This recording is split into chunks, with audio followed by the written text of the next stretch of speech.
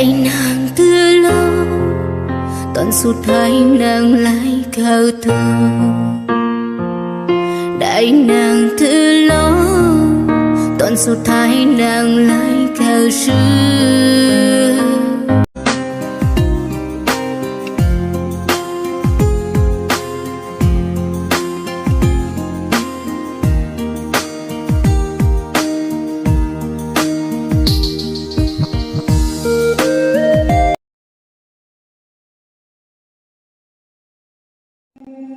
TikTok em 100.000 follow, anh cười những em mới bao ngầu. Gặp mặt lần đầu là yêu này, mong em bên anh hết đêm nay. Chừng chiến tình trường là chuyện bình thường, yêu nhau say đắm thì mình lên phường. Mẹ đừng hiểu lầm anh là bad boy, đơn giản anh yêu là anh cưới thôi. TikTok em 100.000 follow, anh cười những em mới bao ngầu.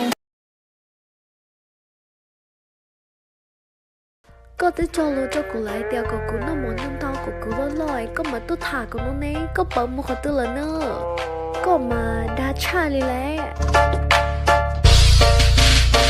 Ehi, Sorignana Barassa T'en follow tu veux